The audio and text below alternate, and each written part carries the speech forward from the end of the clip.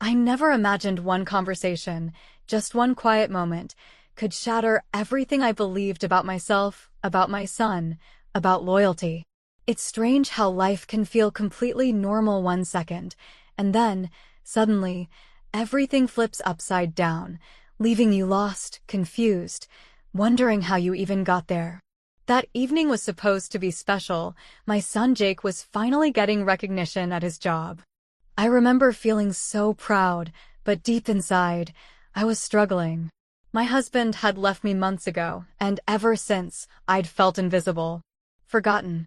Like I didn't matter to anyone. At Jake's office party, everyone was smiling, laughing, having a great time.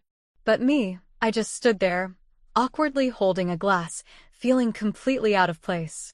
Then Mark, Jake's boss, noticed me. He walked over, introduced himself, and for the first time in months, someone actually saw me, really saw me. It felt good. Too good. After a few minutes, he leaned in, voice softer, serious, and asked if we could speak privately. My heart skipped. Why privately? Something inside me warned that I should say no, but curiosity pushed me forward. Soon, we stood alone in a quiet room, away from everyone else. The air suddenly felt heavy, thick with tension. Mark looked at me, eyes deep, vulnerable, intense, and then he said something I never expected, something that changed everything. Trust me, you're not prepared for what he said and what happened next, and honestly, neither was I.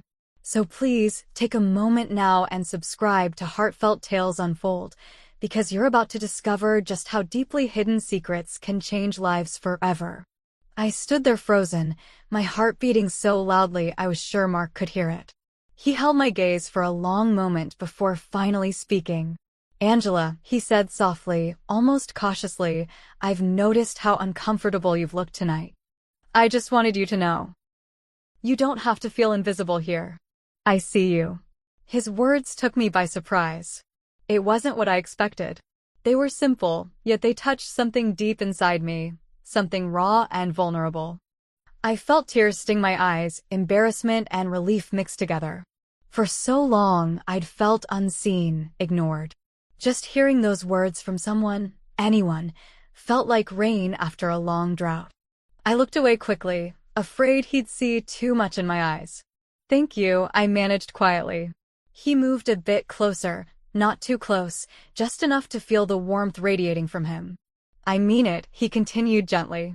You raised a wonderful son. Jake is driven, talented, he clearly gets that from you. I smiled awkwardly, still unsure how to handle genuine kindness. Mark wasn't anything like I'd imagined my son's boss would be.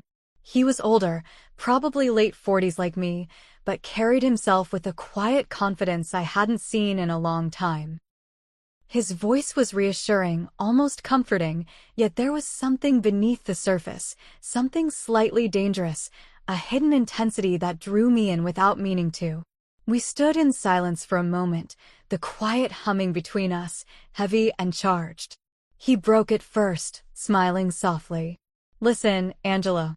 Jake mentioned your divorce. I know it's not my place, but I went through it myself. It's lonely. It can make you feel worthless, forgotten. But trust me, you're not. Hearing him say that out loud made my chest ache. It was exactly how I'd felt, exactly the wound I'd been trying to hide. Without thinking, I whispered, sometimes it feels like I've lost myself completely. Mark nodded gently, understanding etched deeply in his eyes. I know. I've been there. And it took me a long time to remember who I was. But you know, it gets easier when you let someone in. His words hung between us, charged with something unspoken. I knew I should step back, put distance between us. But part of me desperately wanted to stay, to keep feeling noticed and heard, even if just for another moment. I glanced toward the door, suddenly remembering Jake, feeling a sharp pang of guilt. Mark followed my eyes and seemed to sense my unease. You're worried about Jake, he said quietly, carefully reading me. He admires you so much. Talks about you constantly. But I see the sadness behind your eyes. That sadness, it doesn't have to stay. I looked up again, heart racing, torn between relief and fear. How do you even begin to move forward? I asked softly, almost pleadingly, surprising myself by being so open with him. He took a slow breath, stepped a little closer. Now, I could almost feel his heartbeat matching mine. Sometimes, he said in a low voice, his eyes locked on mine, you just take one small risk. Something completely for yourself. I wanted desperately to step away, to break this tension, to retreat safely into the loneliness I knew. But instead, I found myself rooted there, searching his eyes, feeling every barrier within me weakening. Angela, he murmured, his voice barely above a whisper now, you deserve to feel alive again. Without realizing it, my breath quickened, my pulse racing. The air between us was thick, impossible to ignore. His hand moved gently toward mine, brushing it lightly. His touch sent electric currents through me, igniting feelings I thought had died long ago. I don't know, I whispered shakily, my voice barely audible. This feels wrong. He nodded slowly, respectfully, but his eyes stayed locked with mine, filled with a quiet intensity. I understand. But does feeling right always have to mean denying yourself happiness? Even for one moment? Everything in me screamed to run away, to stop this. Yet another part, a deep, desperate part, ached to stay. For once, to allow myself to feel alive, valued, even desired. And in that silence, as my doubts and fears battled with my needs and desires, I looked at him again. He didn't move, didn't pressure. He just waited, patiently, genuinely seeing me. I hesitated once more, my heartbeat pounding painfully. Finally, trembling slightly, I took a step closer. That single step felt monumental, like crossing some invisible line from which there was no return. Mark watched me carefully, eyes gentle, almost cautious. He reached up slowly, softly touching my cheek. I closed my eyes at the sensation, nearly overwhelmed. You're beautiful, he whispered, so sincerely it nearly broke me. You deserve to be happy. My heart raced. This could ruin everything. I breathed out shakily, the conflict inside me tearing my heart in two. He nodded, carefully pulling back, sensing my internal struggle. I won't force this, he said gently, respectful and compassionate. But Angela, when you're ready, I'm here. My mind was spinning. I turned away from him then, emotions swirling, guilt, excitement, fear, longing, all crashing against each other. I walked out of the room quickly, escaping back to the crowd, feeling shaken yet strangely alive. As I stood quietly by Jake, pretending nothing had happened, I could still feel Mark's gaze from across the room, gentle yet powerful, drawing me toward a decision I wasn't sure I was ready to make. That night, as I lay awake in my empty bed, thoughts racing endlessly, I felt something stir within me, something dangerous, something thrilling. I knew that line had been crossed. The boundary blurred. And I wondered, with equal parts dread and longing, what would happen next. The next morning, as sunlight spilled into my empty bedroom, I felt a strange mixture of dread and anticipation. Memories of Mark's gentle voice and comforting touch lingered, playing endlessly in my mind. I tried shaking the feeling away, telling myself that last night was just a vulnerable moment. Nothing more. But deep down, I knew something had changed. Days passed slowly, each filled with thoughts I struggled to bury.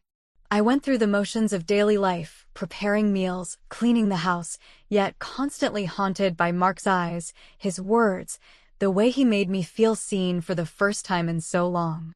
Even at night, alone in the silence, I found myself replaying every detail of our encounter, wishing I could silence the whisper inside me that kept asking, what if? Then came another invitation. Jake casually mentioned another company gathering, a smaller, more intimate event. My stomach twisted instantly. He was excited, oblivious to the turmoil he'd sparked within me. I wanted desperately to refuse, to find any excuse not to go, yet somehow, almost despite myself, I heard my own voice saying yes. That evening, I stood staring at myself in the mirror, carefully applying makeup, wearing a dress I hadn't worn since before my divorce. I felt both hopeful and terrified. I didn't recognize the woman staring back at me. Her eyes were brighter, filled with something dangerous, something daring. When Jake and I arrived at the event, I felt out of place again, painfully aware of how little I belonged there. Mark noticed immediately, his gaze softening as he approached us. Jake introduced us again casually, oblivious to the charged tension between his mother and boss. Mark shook my hand, his touch lingering a fraction too long. My pulse quickened, but I forced myself to look away. Throughout the evening, I felt Mark's eyes on me, warm yet cautious, never crossing the line openly, always keeping a respectful distance. Still, his gaze spoke clearly, silently drawing me closer, daring me to follow my instincts rather than my fears. Eventually, Mark approached when Jake was deep in conversation elsewhere. His voice was gentle, quiet enough only for me to hear. "I'm glad you came," he said warmly, his tone friendly yet undeniably intimate. "Thank you," I answered softly, looking down at my drink, suddenly self-conscious. My heart raced uncontrollably. Honestly, I almost didn't. He smiled slightly, leaning a bit closer, his presence calming yet electrifying. "I understand. And if you ever want to talk, or just need someone to listen, I'm here." I looked into his eyes, searching for sincerity, finding it immediately. He seemed to genuinely care, yet behind that kindness was something deeper, something magnetic. "I appreciate that," I whispered quietly, feeling oddly brave. "It means a lot." Mark hesitated briefly, clearly weighing his words. Then he gently touched my arm, just enough to send sparks rushing through my veins, and asked, "Would it be inappropriate if I invited you out for coffee sometime? Just to talk?" My breath caught. I hesitated, every instinct warning me to politely decline. But a stronger impulse pushed me forward. "No," I said softly, surprising myself. "That would actually be nice." A gentle, genuine smile spread across his face. "Good," he said warmly. "I'm looking forward to it." As he walked away, leaving me standing there, my pulse pounding in my ears, I felt both exhilarated and terrified. I knew exactly how dangerous this was, Jake's boss, of all people, but for the first time in years, I felt a deep thrill of excitement. When Jake and I returned home later, he chatted happily about the event, completely unaware of the storm brewing inside me. I listened quietly, hiding my internal struggle beneath nods and smiles, guilt gnawing sharply at the edge of my excitement. Days passed with anxious anticipation. Finally, one afternoon, Mark texted me a simple, casual message suggesting a cafe downtown. My heart raced as I replied, agreeing to meet him. I dressed casually, carefully choosing something simple yet flattering, trying desperately to convince myself it was only coffee, just harmless conversation. When I arrived at the cafe, Mark was already waiting, standing up quickly, greeting me with an easy smile that instantly soothed my nerves. We talked effortlessly, sharing stories about our pasts, our fears, our dreams. I found myself opening up to him about things I hadn't shared with anyone, not even Jake. Mark listened closely, fully engaged, empathetic and comforting. It felt incredible to be truly heard. Hours slipped by unnoticed until finally Mark leaned closer, his voice lowering slightly. "Angela," he said quietly, his eyes holding mine intently, "you have no idea how special you are. I just wish you could see yourself the way I see you." His words washed over me, warmth flooding my chest. "Mark, you don't even know me that well," I whispered, my voice trembling slightly. He smiled softly, shaking his head. "I know enough to see someone who deserves more than loneliness. Someone who's spent too long being overlooked." My heart was pounding now, emotions threatening to spill over. I nodded slowly, overwhelmed. "I want to believe you," I admitted quietly. "But I'm scared. You're Jake's boss. This feels dangerous." Mark nodded understandingly, eyes sincere. "You're right. It's complicated. But sometimes the best things in life are complicated. I'm willing to handle it carefully if you are." Silence hung heavily between us. I felt torn, conflicted, yet strangely hopeful. Finally, almost surprising myself, I whispered softly, "Maybe we can try." Mark smiled gently, eyes filled with restrained excitement. "We'll take it slowly. Whatever you're comfortable with." As we parted ways that afternoon, his brief hug lingered warmly, holding promises of something meaningful yet forbidden. Driving home, my heart raced with equal parts fear and excitement. I'd crossed another line, one I never dreamed I would. Late that night, alone in bed, I replayed our conversation again and again. My thoughts tangled around Mark, Jake, loyalty, desire. I wondered desperately what would come next, knowing the risks, terrified of hurting my son, yet craving the possibility of feeling truly alive again. In the dark, conflicted silence, I finally admitted something I'd denied for far too long. I was already falling deeper than I'd intended, and there was no going back now. The days that followed were a quiet storm inside me. On the outside, everything looked the same. I still made coffee in the mornings, folded laundry, exchanged polite conversations with neighbors. I still listened to Jake talk about work over dinner, nodding and smiling as he mentioned Mark's name with admiration. But on the inside, I was spinning. Every mention of Mark made my stomach twist. Every casual reference to the office reminded me of what I was hiding, of what I was slowly becoming a part of. I told myself it was nothing. Just coffee. Just a few kind words from someone who understood loneliness. But the truth lingered just beneath the surface, growing stronger with each memory of his voice, his eyes, the way he made me feel like I wasn't invisible anymore. I'd lie in bed at night, staring at the ceiling, thinking about how far this could go. And that terrified me, because I wasn't naive. I knew exactly what line I was approaching, and I knew how hard it would be to turn back once I crossed it. But the more I tried to fight it, the more I found myself pulled toward it. The guilt came in waves. Heavy. Relentless. I'd think about Jake, his kindness, his loyalty, how hard he was working to build something for himself. And here I was, slowly drifting into something with his boss, the one man he looked up to. What kind of mother does that? But then, in quieter moments, I'd think about myself, not as a mother, not as someone's ex-wife, but just as a woman. A woman who had spent years feeling like an afterthought. A woman who had given everything to her marriage, only to be left for someone younger, shinier, newer. A woman who had quietly swallowed every lonely night, every silent dinner, every look in the mirror wondering if she was still beautiful, or if anyone would ever think she was again. Mark made me feel seen. That was the hardest part to ignore. It wasn't just about attraction, though that was definitely there. It was the way he listened. The way he remembered things I said. The way he spoke to me like I mattered, not as someone's mother or someone's ex, but as a person with a mind and a heart and a history worth knowing. And yet, every time I started to let myself enjoy it, even just a little, the shame would come crawling back. I'd imagine Jake finding out. I'd picture the look on his face, confused, betrayed, devastated.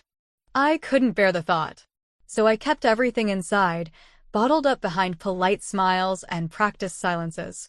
No one knew what I was carrying. Sometimes I'd find myself staring at my phone, rereading old messages from Mark. Just harmless things. A joke here. Thinking of you there. Nothing inappropriate, not really. But I knew what was happening. I knew the undercurrent. And I knew I wasn't doing anything to stop it. There were moments, quiet, stolen minutes, when I'd close my eyes and let myself imagine what it would be like if things were different. If Mark and I had met under other circumstances. If Jake didn't work for him. If I didn't feel like everything I wanted came with a cost I wasn't sure I could pay. I'd imagine what it would feel like to be held again, not out of duty or habit, but because someone genuinely wanted me. I'd think about what it would be like to laugh without guilt, to wake up next to someone who made me feel desired, respected, understood. And then I'd snap out of it, shame crashing over me like a cold wave. What was I doing? What was I thinking? This wasn't who I was. I wasn't the type to sneak around or betray my son's trust. But the line between who I used to be and who I was becoming, it was getting harder to see. Sometimes, late at night, I'd sit on the edge of my bed, my hands shaking, asking myself the same question over and over. Why him? Why now? Of all the people in the world, why did it have to be the one person I should have kept my distance from? The answer, I think, is that loneliness doesn't care about rules. It doesn't care about right and wrong, or what people will think, or who might get hurt. It just aches. Constantly. Quietly. Until someone finally notices. And when that someone looks at you the way Mark looked at me, it becomes harder and harder to walk away. But I hadn't crossed the line yet. Not fully. I still had time. I could still step back. I could pretend none of this happened. Tell Mark it had gone too far. That it wasn't appropriate. That I valued my son's trust more than my own desires. I told myself all of that. Again and again. And still, every time my phone buzzed and his name popped up on the screen, my heart would flutter. And every time I saw him, even from across a room, something inside me lit up like a match. I was caught between guilt and longing. Between duty and desire. And I didn't know how much longer I could keep pretending I hadn't already made a choice. It started with a coincidence. At least, that's what I told myself. I was at a coffee shop I'd never been to before, just trying to clear my head. It had been a rough morning, full of thoughts I didn't want to think anymore. The kind where your heart feels heavy for no clear reason, and you just need to be somewhere else, anywhere else. I just sat down with my drink when I looked up, and there he was. Mark. Standing in line, scrolling through his phone like it was just another casual morning. When he saw me, his expression shifted, just slightly surprised, followed by something softer. Warmer. He walked over, smiling in that calm, confident way that always made me feel both safe and on edge at the same time. "Didn't expect to see you here," he said, his voice smooth and low. "Me neither," I replied, trying not to sound as flustered as I felt. "First time here, actually." "Same," he said, pulling out the chair across from me. "Mind if I sit?" And just like that, we were face to face again. It felt easy. Too easy. We talked like we had the first time about nothing and everything. Books. Movies. His dog. My garden. But underneath the words, the tension simmered. Every smile lasted a second too long. Every glance felt heavier than it should have. I caught myself watching his hands as he stirred his coffee. He noticed. And smiled. After a while, he leaned in, voice quiet. "I was hoping I'd run into you." My breath caught. I didn't know what to say to that. So I didn't say anything. Just smiled back and sipped my drink, pretending that didn't make my heart stutter in my chest. From that day on, the space between us seemed to shrink. Slowly. Steadily. It started with texts friendly at first. Harmless. A recommendation for a book we'd talked about. A funny photo of his dog with the caption, "Thought this might make you smile." And it did. Every time. Then it shifted. "You looked beautiful the other day," he wrote once. No emojis. No winks. Just those 5 words. Simple. Direct. Impossible to ignore. Another time, after Jake had invited him over for dinner, Mark stayed back a moment after my son went upstairs. He helped me clear the dishes, our hands brushing in the kitchen, eyes meeting over the sound of running water. "This was nice," he said quietly. "Being here. With you." I couldn't speak. I just nodded. My throat felt tight. He never overstepped. Not openly. But every gesture, every look, every small moment felt like a thread being pulled tighter between us. And Jake, God, Jake. He was so proud. Always talking about how Mark was mentoring him, how lucky he felt to have someone like that in his corner.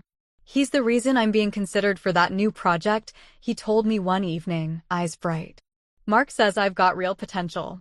I smiled, nodded, told him how proud I was. And inside, I felt like I was drowning. Because every time Jake praised him, it made what I was feeling worse. Mark wasn't just a man anymore. He was part of my son's future. His success. His confidence. And I was tangled in something that could ruin all of it. Still, I kept seeing him. Quietly. Carefully. Never alone in obvious ways. But enough. Enough to keep feeding the fire I was trying to pretend didn't exist. Then one afternoon, Mark texted me while I was at the grocery store. "Can we talk?" "In private." "It's about Jake. Something important." My hands went cold reading it. I stared at the screen for a long time, my mind racing. Why now? Why privately? Did something happen at work? Was Jake in trouble? Or was this just an excuse? I replied, when and where? He suggested his office after hours. Said no one else would be there. I stared at those words for what felt like forever.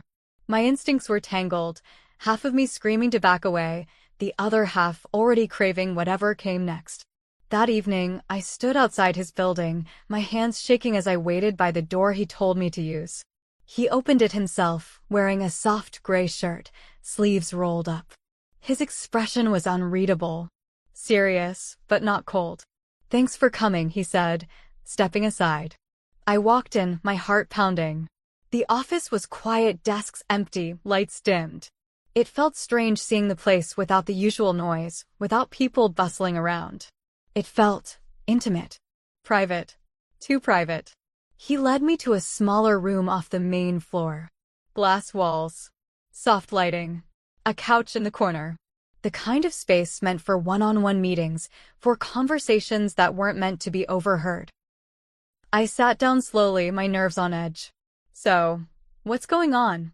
Is Jake okay?" Mark nodded, then paused. "Jake's fine. Better than fine, actually. He's up for a big promotion. And I wanted to talk to you about it, because I know how much it would mean to him." I exhaled, relief rushing through me. "That's wonderful," I said. "He's worked so hard." Mark smiled faintly. "He has. He's earned it. But that's not the only reason I asked you here." The room fell silent. I could hear my heartbeat in my ears. He moved a little closer, not touching me, but near enough that the air between us shifted. "I needed to see you. Without pretending. Without the masks we wear when he's around." My mouth went dry. "Angela," he said, softly but firmly, "I think about you. More than I should. And I know the timing is wrong, the situation is complicated, but I can't keep pretending this doesn't mean something." I didn't answer. I couldn't. I just sat there, torn wide open. Caught between the part of me that wanted to run and the part that wanted nothing more than to let go. To finally stop pretending. And then he reached out, slowly, carefully, and brushed his fingers against mine. "I'm not asking you for anything," he said. "Not tonight. Not anything you're not ready for. But I need to know, do you feel it too?" I looked at him, my throat tight, every muscle in my body frozen. And in that moment, I realized I'd already answered that question. Long before tonight. I just didn't know what the cost would be. Not yet. I don't know how long I sat there, my fingers tangled with his, the silence between us heavy and trembling. Mark didn't push. He didn't lean in further. He just sat there, watching me, waiting for the answer I hadn't spoken, but had already lived. "I feel it," I whispered, finally. My voice came out soft and raw, like it had been buried for a long time and only now remembered how to speak. "I've been trying not to. Every day I try to pretend it's not there. But it is. And it's not going away." Mark closed his eyes for a moment, exhaling slowly, as if hearing those words released something he'd been holding in for too long.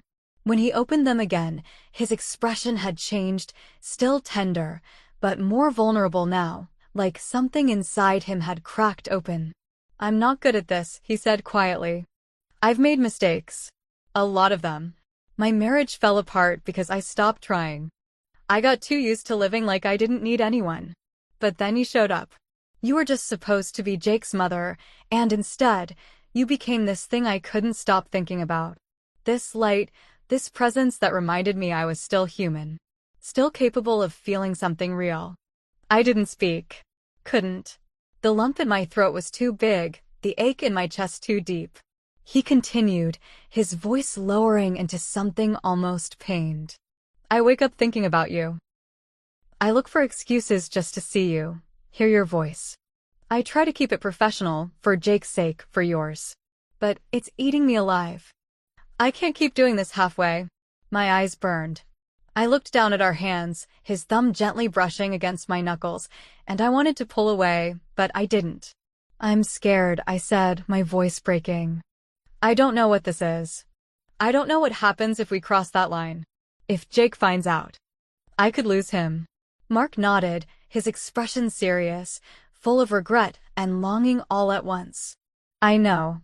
And I wouldn't blame you if you walked away. But you deserve to feel alive again, Angela. You deserve something that's yours. Not borrowed. Not broken. He reached up slowly, cautiously, and tucked a loose strand of hair behind my ear. His fingers lingered just a second too long on my cheek. I closed my eyes. I should have moved. I should have said no. But I didn't. In that quiet, heart-wrenching moment, the part of me that had been starving for connection finally gave in. I leaned forward, just enough for our foreheads to touch. Just enough for the breath between us to tangle. Then his lips met mine. It wasn't rushed. It wasn't wild. It was gentle. Tender. A whisper of a kiss, so brief it could have been missed, but so full of meaning it left me breathless. When we pulled apart, I couldn't look at him. The weight of what had just happened crashed down instantly. My stomach turned, and every cell in my body screamed with guilt.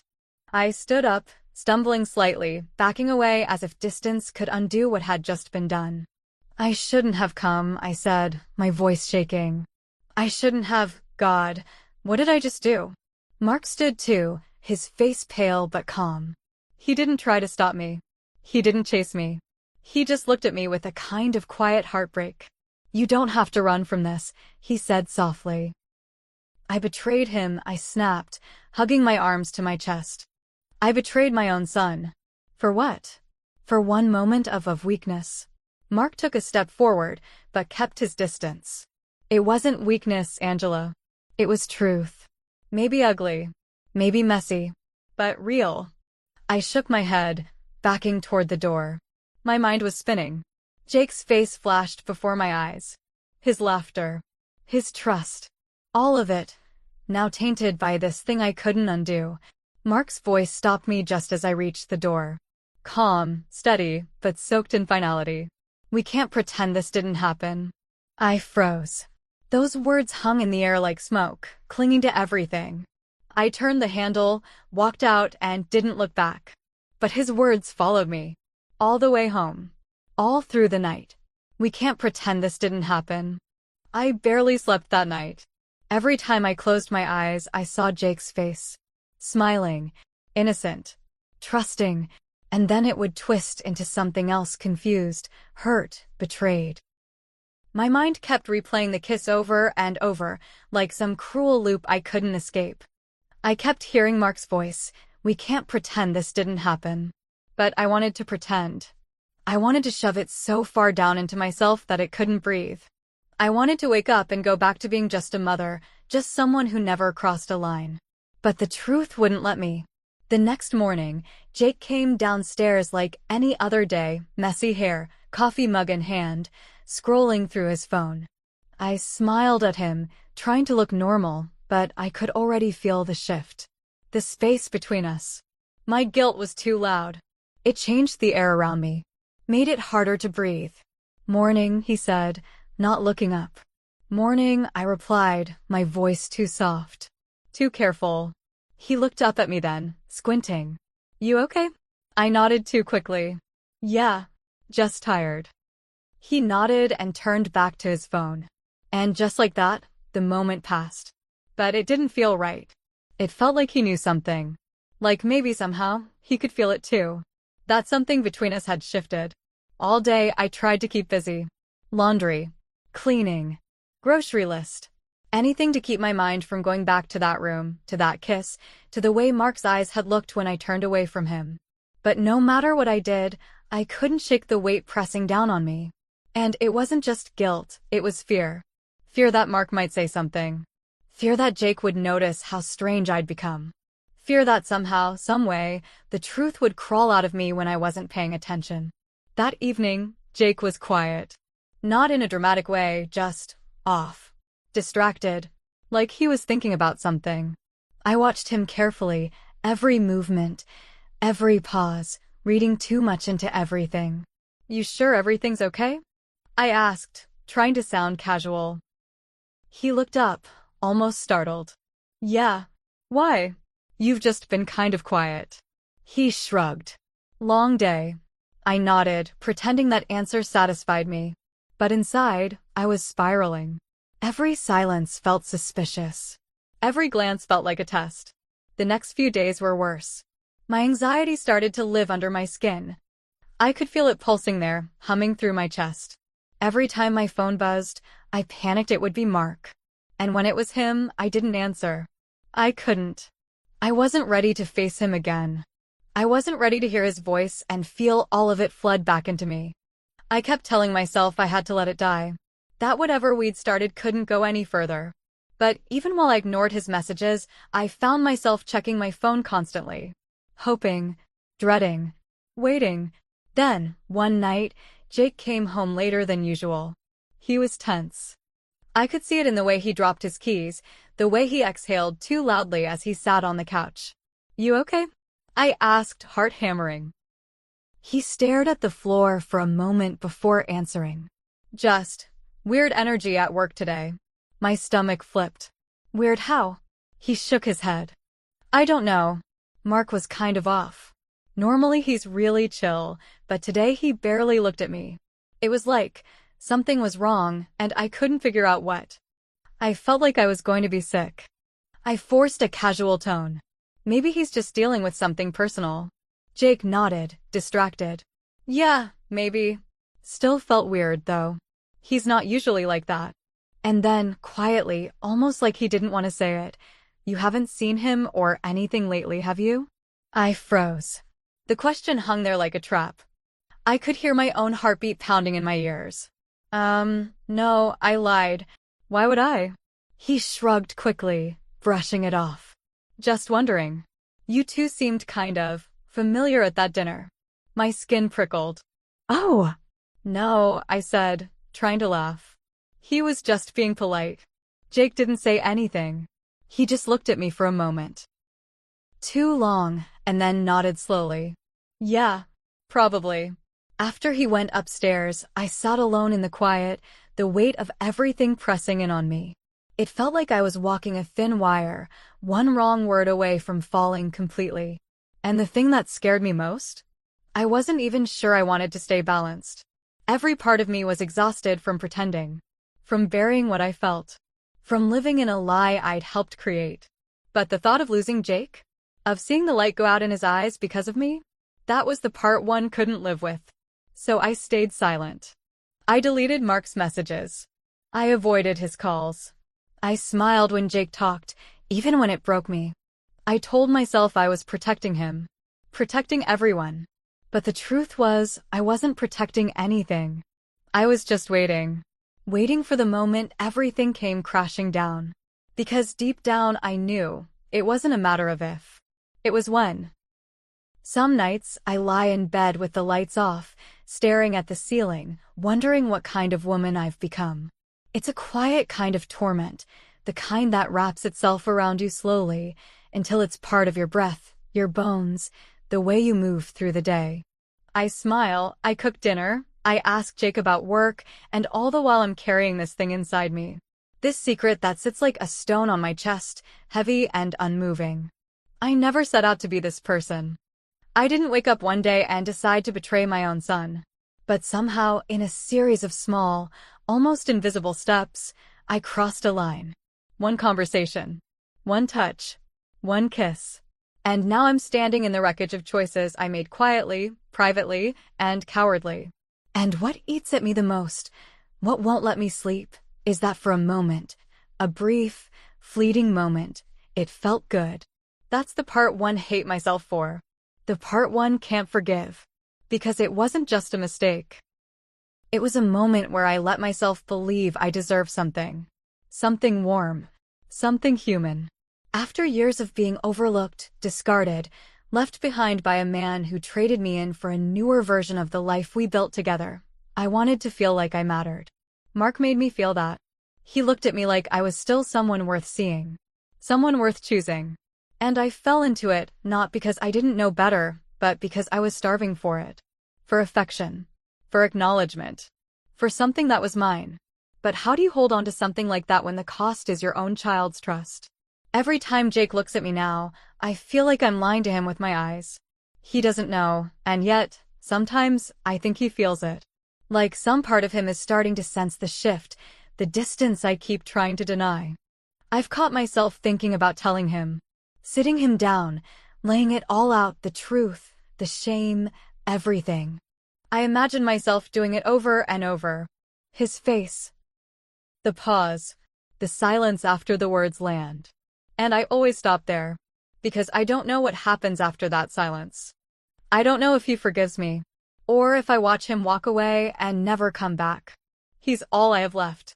After the divorce, after losing half of what I thought was permanent, Jake was the one constant that kept me grounded. He was the reason I got up in the morning. The reason I didn't completely collapse. And now I'm holding a match to that bond with one trembling hand, afraid that even breathing too hard will set it ablaze. So I keep quiet. I carry it in silence and it's killing me. I look at myself in the mirror and I don't recognize the woman staring back. She has lines around her eyes from years of worry. She has sadness tucked behind her smile. And now, she has secrets. Sometimes I catch glimpses of the old me, the version who believed in doing the right thing, in protecting her family at all costs, in being a good mother above all else. And then I remember that kiss. That room. That night. And the guilt comes rushing back like a wave that never stops crashing. I ask myself, do I deserve happiness if it means hurting someone I love? Do I keep living a lie for the sake of keeping things intact? Or do I tell the truth and risk destroying what little peace we have left? There's no answer. No clean resolution. Just this ongoing ache. This constant push and pull between what I want and what I owe.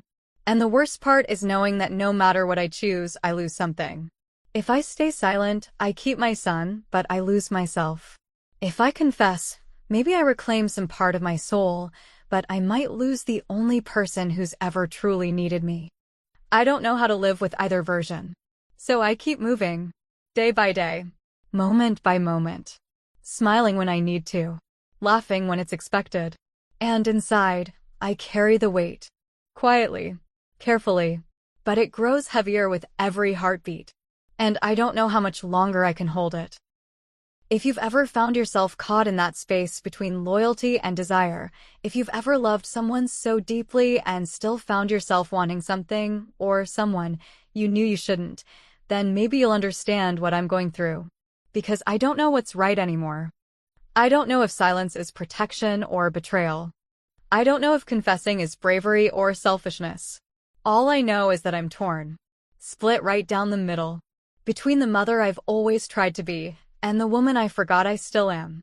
So I need to ask, honestly, from the heart, have you ever faced something like this? Have you ever looked at the people you love and realized you've been lying to them with your silence? Have you ever been so desperate to feel alive again that you crossed a line you never thought you would? If you have, I'm listening. Because I don't have the answers. And I don't know what comes next. But maybe one of you does. Please share your thoughts below. Your stories. Your regrets. Your lessons. I need them. I think we all do. And if you found yourself holding your breath through this story, if it stirred something in you, even something painful, please take a moment to like, comment, and subscribe to Heartfelt Tales Unfold. There are more stories like this. And sometimes, hearing someone else's truth can help you face your own.